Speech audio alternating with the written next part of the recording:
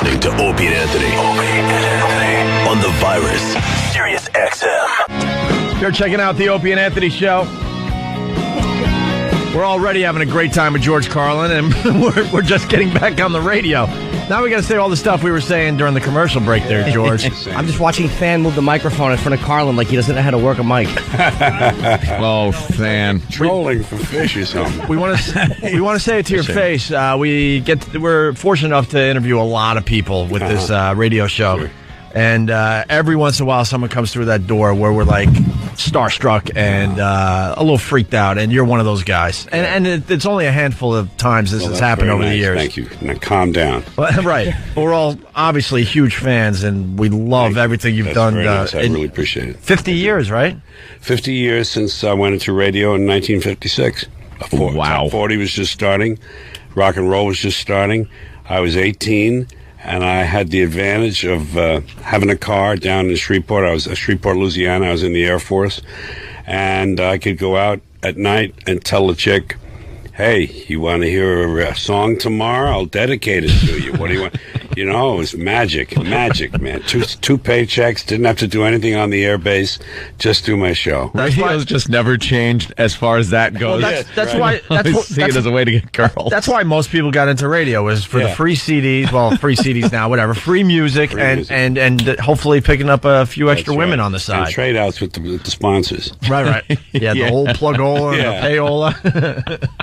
What was radio must have been a hell of a lot different back then than it is now, especially. Did you have freedom to really talk and say what you want? You didn't have a PD up your... It was the first stage of Top 40, so personalities were still in play. Mm-hmm. And you had a kind of a persona on the air, and they set your pictures out, and all that. And I was a young guy, so they wanted, we had a lot of young listeners, naturally.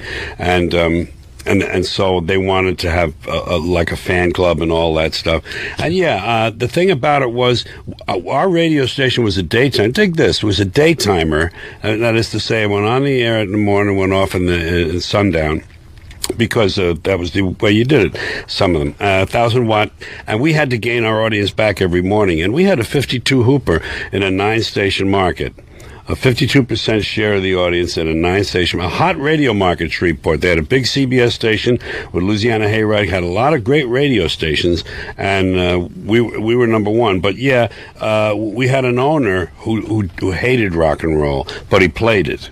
But he also played Ray Anthony and stuff like that. So it was schizophrenic. And you could choose everything you wanted. You had the top 30, you had the newcomers, and then you had oldies and dusty discs and all that. But it was up to you. Yes, you can make your own pick program. it. And then what about like talking between the records to get some of your personality in there? It wasn't just time and temperature and label and artist. Right. It was, you talk about whatever you felt like, and you could play around. I used to any live spots, I always had fun with them. I would do them in foreign accents, or I would do them as characters, So, it was a lot of freedom.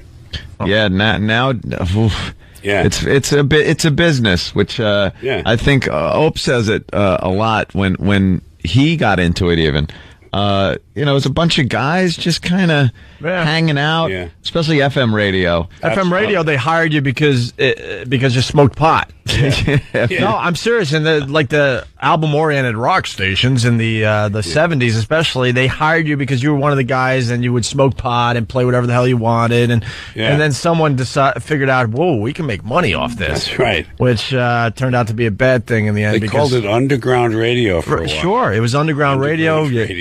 I used to listen to old air checks, and you hear these guys, they're completely stoned, looking out the. I mean, you hear it on the radio. They're like, I'm just watching the snowfall.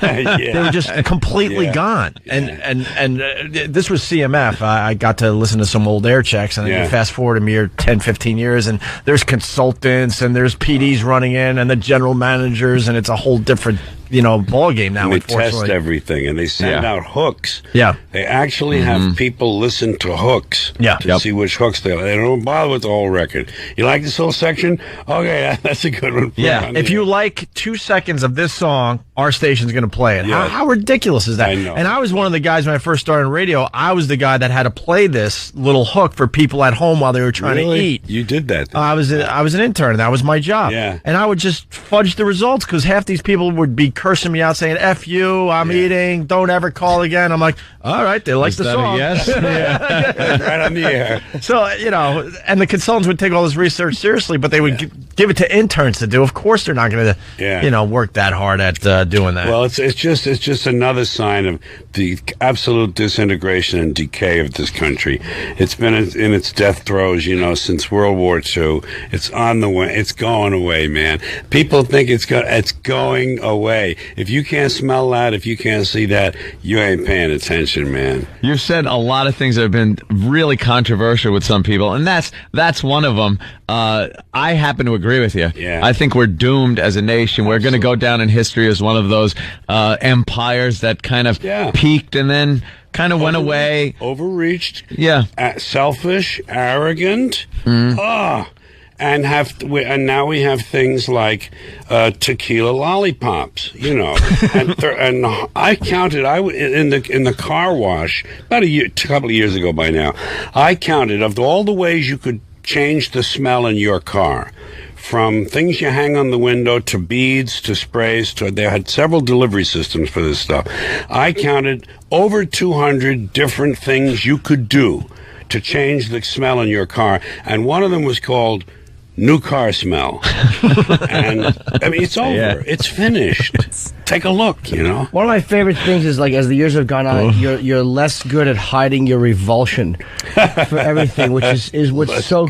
It's great. Thank you. I love it. As it's gone on, it's just gotten, just angrier and just less trying to be polite to them and just assaulting the people that are actually sitting in the room. I want to just, if I may, for a moment, correct the word anger, even though it's an understandable word to use when you describe some of that stuff I do.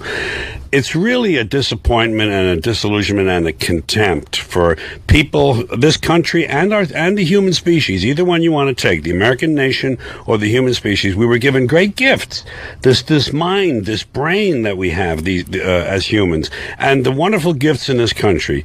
And we have squandered them, made all the wrong choices, organized ourselves poorly. We believe there's an invisible man in the sky who's running things, and all we want is the latest gizmo. We want a cell phone that'll make pancakes. If we can get that, we're going to be fine. And it's just absurd. And what it is, it's a frustration. It's not an anger. You intensify it on stage, and it reads as anger. I know that. But I don't live an angry life, and I look at this, and it's an amusement to me. This big world, this big round globe, is theater in the round to me. I'm just here for the show. And you got an outlet. You could go on a stage and kind of spew what you're seeing out there. And we have an outlet. We get to do a radio show, and we point out a lot of stuff that's going on. You have the immediacy going for you. You can get right on it the next day. I think I would go insane if I wasn't able to just go on the radio and talk about all the craziness that's happening around us. Yeah. I really do. We were talking about the news and how it is just deteriorated from, when I was growing up as a kid, you'd see Walter Cronkite on the news. It was a desk, it was a clock, it was Walter. And you pretty much believed him. What he was saying. You felt he wasn't trying to pull something over on you, whether he was getting accurate information or not. He was just reporting the news. He never got up and danced. I never saw him get up and dance. He never needed flashy graphics, and he never teased what was coming up next with some kind of deadly disease or there's a toy in your house that could kill your child. We'll tell you about it in 4 hours as your kid plays with toys. It's just this thing, this business to get people to tune in and keep tuning in. It's an entertainment show now. I once heard a 7 o'clock news tease that said a prominent senator. No, it was during the entertainment hours. It was during prime time, like 8:30, something like that. They said prominent senator dies. Find out who at 11. I wrote it down. It was so compelling. Right. Yeah. Hey, we have to play some of these news teases for George. I think he would really appreciate it. Oh, a couple of the Hall of Fame ones that we picked? Yeah, we make fun of the local news and their news teases, right, George? Yes. And you might want to put the headphones on so you can hear this, or put them close to your ear there, whatever you want to do. Okay. I'm not going to tell George Carlin what to do. This is the thing to tell me what to do. Yeah. But what we do is we collect all the news teases that come into our show, and then we make a Hall of Fame. Oh, the best of the best so far. Okay, we've only been doing this about 2 years, and I think we got like 6. We'll play a couple for you, like this one. One city wants to pack all their sex offenders into a 3-block area. Problem is, it could be right next to your house. All the sex offenders, 3-block area, right next door to you. Right next door to you. That's 3-block area, small city. Right. That's fantastic. And who's running on that platform? Yeah. Like who wants to do that? Yeah. We will have the sex offenders. Every one of them. One 3-block area. That's great. And then you got this one. How a twist on the predator law could shut down religion. Let's hope so. Yeah. Please. But just one little twist, and that's it for religion. That's it. That's all it's going to take after all these years, right? The complete anarchy. Could frequent hiccups be a sign of cancer? Watch News 8 at 10. That's on the money. It's always that fear of your health. And the music, they got that's the Exorcist music. Yeah. Like playing underneath. It sounds exactly like Tubular Bells or something playing under there. We can't get enough of this, George. Here's another one. Are you normal? Thursday at 11 on News 8. Normal. Don't go by us. What a set on these. Doesn't that sound like something from Kentucky Fried Movie or SNL? But it's really the news. Yeah. We only got a couple more real fast. Could your house be making you fat? Tomorrow, CBS 2 News at 5. We collect these like baseball cards. They are just too much fun to own. And we take it very seriously. We debate it on the air. Should this one be in the Hall of Fame? Yes. We're not sure. Yes. It takes a lot to get to the Hall of Fame. And the ingredients in shampoo that can make a boy develop breasts. Tonight at 10. Give it to the girls. Send them to the neighborhood with the sex predators. Might as well the 3-block radius. Might as well play it out. We got 2 more. This one. Go, yeah. Sex offenders may be in your house. In your house? Especially if you're one. Right. And then finally. The problem solvers have uncovered sexual predators sent to live in our nursing homes. Do you really know who's living down the hall? Could this happen to your mother? Just the thought. You sure they're not making fun of themselves? They gotta be at this point. Just the thought of your mother being ravaged. That's pretty much what they wanted you to get. Yeah. Your mom's laying in a nursing home, barely breathing, and being ravaged by some predator. By some predator that you didn't know about in That's unbelievable. What a great project. When did it happen? It's like, and I talk about the downfall of the society the whole time. I'm constantly saying we're doomed. Yeah. We're doomed. But I don't know what did it. Is it the nation as a whole with getting greedy? Is it just the leadership? Is it a political correctness? The world just opening up and getting more info? You know, it used to be kind of us against the Soviets, but then when information started being spread a little more easily, they kind of figured out what was going on. I don't know. No. But it's just it is depressing and just disappointing. It's kind of entertaining when you look at it, though. You know, when you're born in the world, you're given a ticket to the freak show. When you're born in America, you're given a front row seat. And some of us have notebooks. And that's as simple as that. You and I, all of us in this room, we have notebooks, and we make little some of the freaks are self-appointed. Michael Jackson, Mike Tyson, there's certain ones, and other ones are thrust into it. Leona Helmsley, it's just an interesting thing to watch. I mean, from the standpoint of personalities alone. But I don't know when. I think it's a cascade. Yeah. It builds on itself, and they say, "Hey," as you say, it reminds me of a line from. Firesign Theater. Hey, we can make whiskey. Hey, we can make money, like you said. That once they find out there's an extra $1 or $2 to be squeezed out, they do it. Yeah. You have this great, I'm sorry, George, you have a great knack of taking the way people are thinking and just really making you doubt your own point of view. Like with voting, it's such a brilliant point you made about how people say, you can't complain if you don't vote.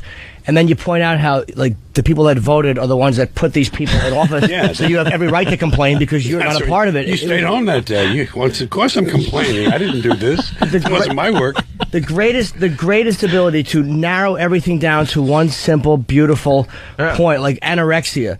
I think it's probably my favorite thing you've ever said is anorexia. Rich C's don't want to eat. F them. Yeah. I mean, what a beautiful, accurate thing. I had a friend in my neighborhood, Jack Heaney. We call him Billy Heaney. He was Bill John, and he had that reductionism. He could do that, and I sort of liked that, and I think I must have picked some of that up from him. He had a way of looking at something and really presenting it to you in bare bones. And of course, he went into a different field, but I was able to use it in my field. You know, it's just a way of not BSing yourself, looking at the thing and saying, hey, wait a minute, what is this really? Oh, yeah, here's what they're doing, you know? When did stand-up become so likable-oriented, too? It's really, like, annoying how they're focusing so much on people being likable and people being, like, sweet and kind of cuddly for an audience.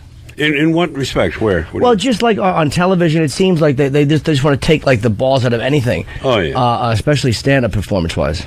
Well, I think everybody's running really scared, and I think any voice that sounds a little scary to them is going to be neutralized or compromised, or you know, it's just it's a stupid. If you're talking about commercial television, forget it. Commercial anything. I mean, that's all it's about is selling goods. All that other stuff, nothing. The stuff in between doesn't mean anything. It's just a delivery system for sales, and you're not going to get anything worthwhile in between the selling. You've been linked to the FCC now. I mean, forever. You will be forever linked with the 7 dirty words, and which is now 700. But it's gone. Yeah. It's gone so far beyond that now, because now we don't only have to adhere to FCC regulations. Yeah. We have to adhere to nice regulations. Yeah. We have to. It's political correct. Little interest groups that'll, like Reverend Al Sharpton and people that will just, fire off some letterhead to your boss, and they will then give you another list of words that you can no longer use, on the air. This disgusts me. Sure. It completely, takes takes your balls away. You can't do the show you want to do. No, once advertising is involved, once the cash register comes into play, everything else is subordinated to that and has to be. Unfortunately, that's just what they do. But I just think it doesn't. It would never pan out to where the advertiser really would have to worry. Like you say something on the air. A group comes up and says, all right, we're going to boycott. Yeah. I would love for someone to go ahead. Yeah. Let me see if this affects, Coca-Cola's bottom line at the end of the year. Let's see how far see how far this really would go. But they obviously get so scared. We're talking about the Imus situation, obviously. Yeah, you get when you do a radio show, you follow the FCC guidelines. You have to, or you're going to get fired and get the company fined. But now, like Ann said, it's not about that anymore. You have to now be nice on the radio. You can't offend. You can't offend a Rutgers basketball player, women's basketball player. People think they have a right to not have their feelings hurt. I know. They actually think that's a given right that the forefathers wrote in that said your feelings, they can't be hurt. Right. And that is, you could say whatever you want as far as hurting someone's feelings. They could come back at you and say something else, but that's that left-wing paternalism. Big white. Oh yeah, big white daddy knows best. Yep. That came. Everyone. We all got to understand that we could expect censorship from the right wing. Over time, we know that's where it's going to come from. But to expect it from the left wing, from the politically correct people in the campuses, especially the Eastern Ivy League campuses, that caught me by surprise. I mean, isn't that the guys, the people you grew up with that were going to, really change things and had this freer thinking, and then it just turns out to be a bunch of phonies. Right. Just like you said, paternalistic. The conservatives have always hid behind family values and religion, and it seems like what the liberals hide behind is things like hate speech. Like that's how they get you to kind of not say what kind of smashes their ideology. Yeah, it's this country went off the cliff, and it's just in free fall now. It's just we're waiting for the Big Bang to happen, and it's so wonderful what nature is doing to smack us back. This arrogant species who overbuilds, overreaches, overuses, wastes, just completely lays waste and despoils everything it touches. Three-wheel vehicles, all-terrain vehicles. We're going to go everywhere there's some sand. We're going to make a mark, and we're going to make an ugly mark, and then we're going to not worry about it, and we're going to come home, and we're going to barbecue. It's just a sick, it's disgust in my voice you're hearing. Welcome to disgust. You had a great take on the beheadings. Everybody's like, oh, how horrible they are. And you said the beheadings, when you said, F them, stay out of another man's country, Jack. Yeah. I'm like, God damn it, that was a good point. If you don't go to Iraq, you don't get beheaded. So now you know that. Put that on your list of stuff. Stuff not to do. Yeah. What a great thing to say, though. Again, boiling it right down to the simplest of things. Simplifying it. That's why when I hear you say something like the big invisible thing in the sky that people... Well, we did a whole bit yesterday, the Harry Potter books being banned because there's wizardry and it's not good for the kids. And then Jimmy made a brilliant observation about, our own Jesus Christ there and the wizardry that was involved with that story. Yeah. That was quite similar to some of the stuff you're reading in these Harry Potter books. Yes. Like walking on water, changing water to wine, healing people. It's wizardry. Lazarus. Yeah. You're not dead. I'm doing a bunch of stuff you're going to like in this next HBO show. The final part, the last 12, I don't know how long it is really, is a series of things on civic customs and civic beliefs and slogans and things that I question and that I never have believed in. But basically I'm talking about questioning them. I'm not trying to reject them outright. I'm holding them up for question. Proud to be an American. God bless America, swearing on the Bible, taking off your hat when the flag passes by. The last one is rights. The fact that you really don't have rights, they're imaginary. Rights are they're like the Three Little Pigs. They're like Pinocchio or the Boogeyman. We made them up. We made that up. We have 10 rights in the Bill of Rights in this country. Britain has 13. Why is God changing numbers on people? The Germans have 26. The Swedish have 29. Have 6. The Belgians have 29. Why would God give different people in different countries different numbers of different rights? So it's that reduction to the obvious, and it's a wonder. I just love when I get to that part of the show because I know I'm going to have a lot more fun even than what has come before, Well, I walked in and I saw George in the green room, and my favorite thing he's ever done is You Are All Diseased. It's just to me, I can't stop watching it. And you close a live HBO special, and you close on a bit how there's no God. And you say that at the end of the joke, like the bit's very funny, and at the very end, you're like, there is no God, never was, not one. I'm like, what balls? Close a live HBO special saying that. And I think I said, and if there is a God, may he strike this audience dead. And then I put it on myself, and I said, see? He's afraid. He don't want to kill me, or whatever it was. It was such a great way. It's a lot of fun to throw it down in front of them and then step across it, Hey, George, can we continue with you, or you got a place to... Please continue with me. All right, good. We're going to take a break. More with George Carlin. Quick break. It's Opie and Anthony. Hey, let's get right back to it. We got George Carlin in studio. We don't want to waste a minute with George. Can I say one of my favorite things is that I was just thinking in the break, you've never become pompous as a comedian. Like I love so much the fact that your subject matter, I mean, it's by far and away the most brilliant social commentary any comic's doing. But then there's also like silly things and fart jokes. It's never become too hip for the room. Mm-hmm. It's just whatever is funny to you. Yeah, the room was never hip anyway. The room was always lame. I was always hipper than the room, even when I was a kid. Yeah, George could go real deep and real silly. Like your whole thing on moving and stuff, and that whole. I love that. There were 3 areas. Actually, 4 areas now that I kind of draw from. Language itself, just for its own sake, talking about words and phrases and stuff. Words hurt, George. We had to read a pamphlet here to do our radio show, a whole pamphlet.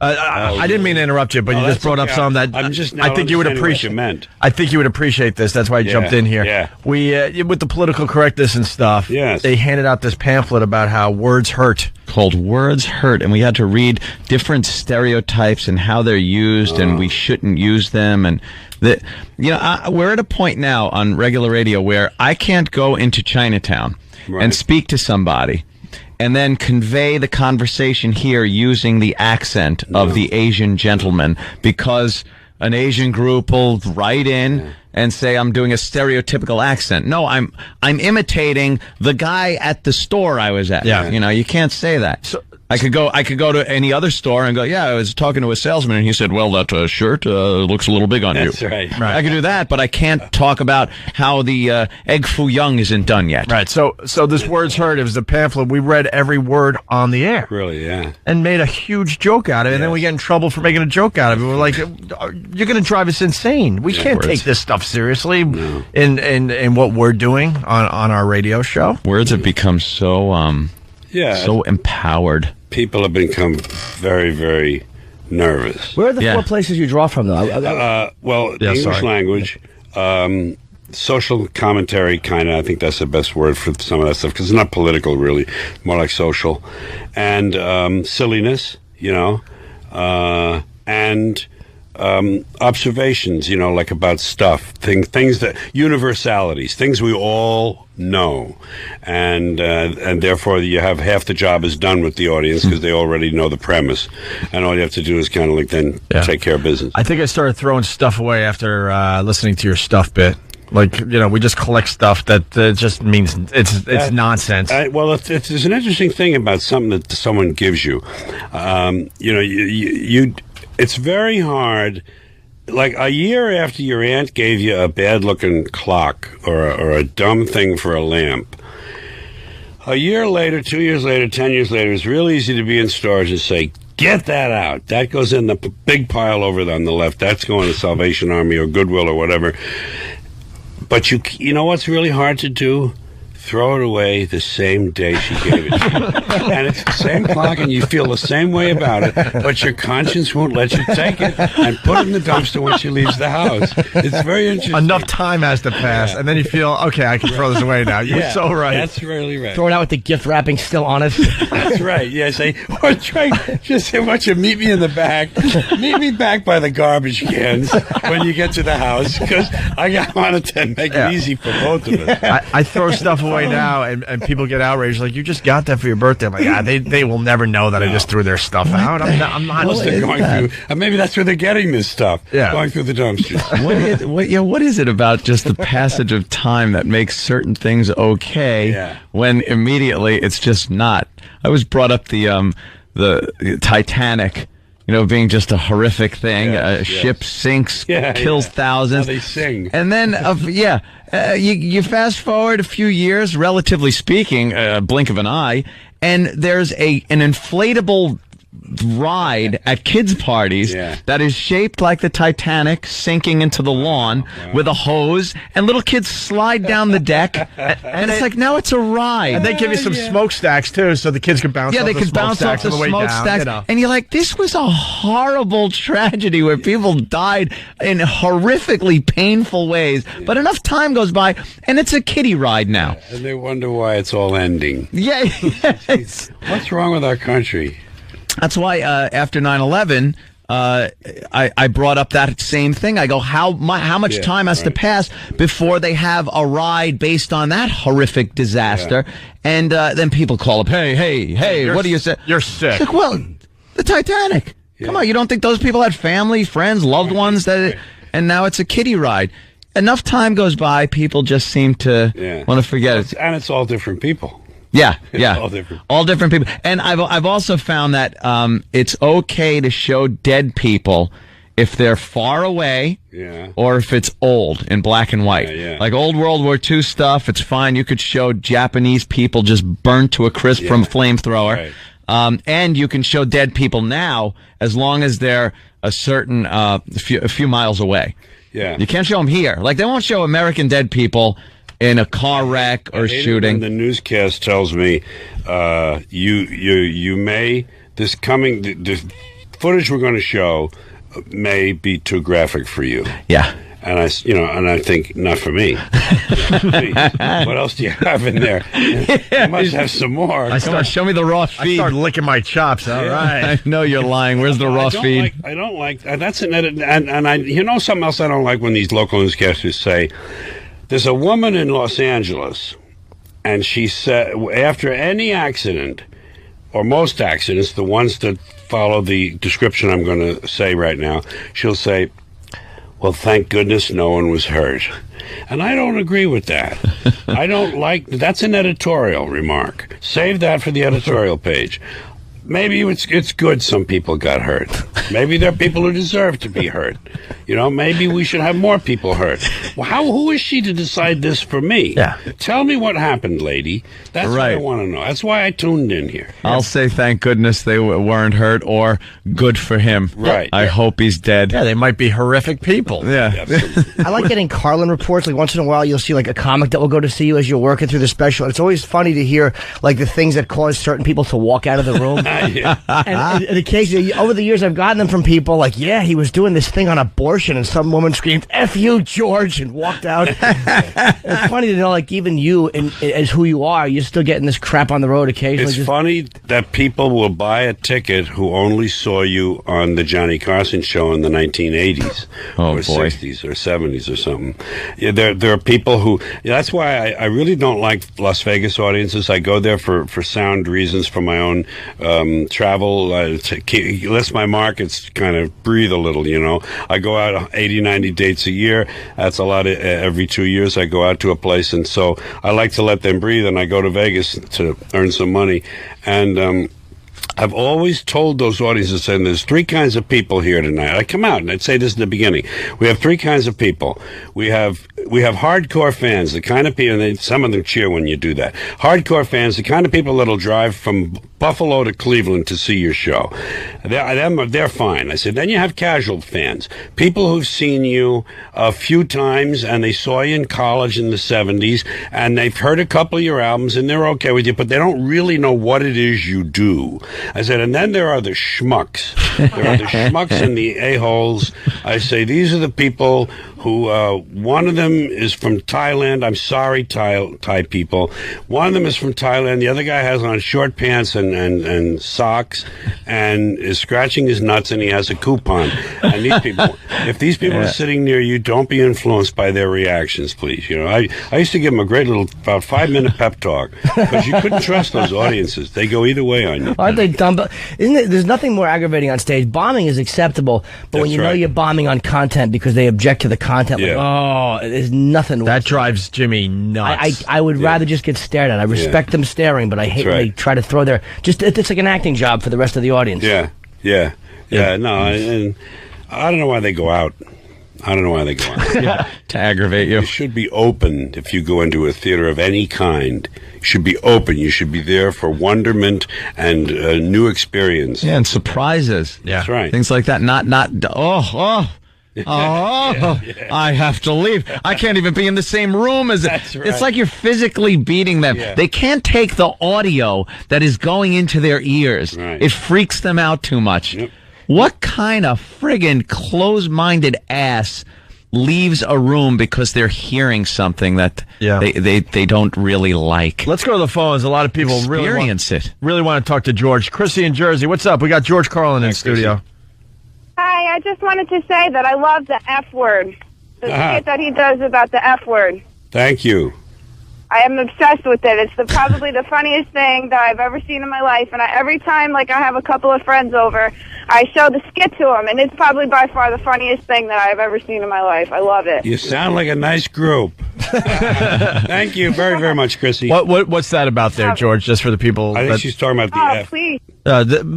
Sorry, Chrissy. The F word, she said. Yeah, you just do a whole thing on it? Yeah, yes, different yeah. You know, it's always funny. variations in usage. You attack the baby boomers. I don't think anything makes me happier than when you really slug the baby boomers. Yeah. It's just such an accurate, awful. And half of them are in the audience. They're such pigs. And it's not just a demographic thing. It's a certain type of boomers. I mean, some guy in rural Minnesota who's of that, age group obviously doesn't fit the description. But the stereotypical baby boomer who was, all in favor of free love and peace and screw authority, who became a banker, and now is kicking people out of homes and shit. You know what I like? I like that commercial, the retirement commercial now with, who the hell is in it? The guy was in Easy Rider. Yeah.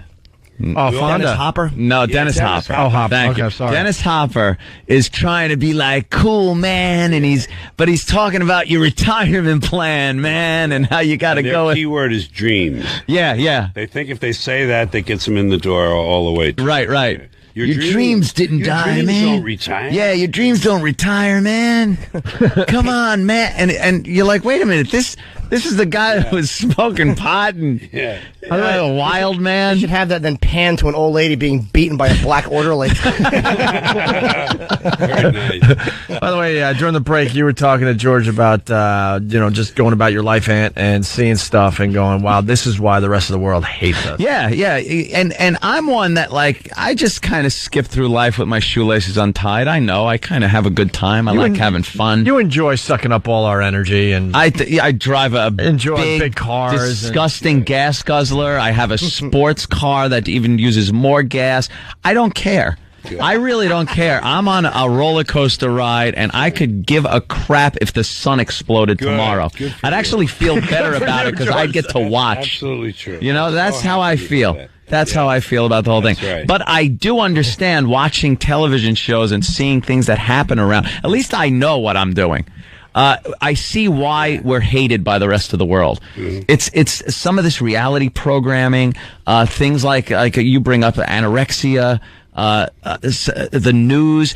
You just watch certain things and go, we have no clue how, France and Spain, other countries are looking at us and just going, oh, malignant narcissism. Americans. What's that? Malignant narcissism. That's what we were guilty of.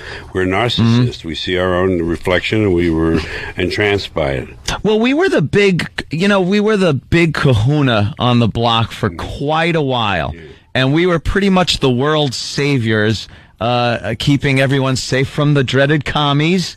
For so long, you could get into the details of a lot of that. Well, I'm talking about perception here. Okay. It's as far as especially Americans go. We were raised thinking, "Oh my God, these awful communists are here.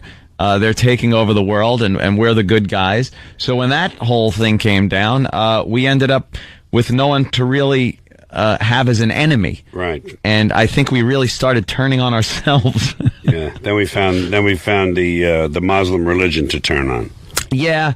They're going to win, by the way. I say that in some of my shows. Yeah. Yeah, the Muslims are going to win because they're going to reproduce us. They're already doing that. They will definitely have more babies than we do, and they don't care. You see, they have nothing to lose. I learned very early, growing up in West Harlem, you don't necessarily, if you have to, you have to, but if you don't necessarily get into a fight with some guy who doesn't give an F, a person who has nothing to lose will always beat someone who has things at home that he wants to protect. Always, always, always, always. They don't care. They don't care, and there's more of them, and they're going to be more and more and more.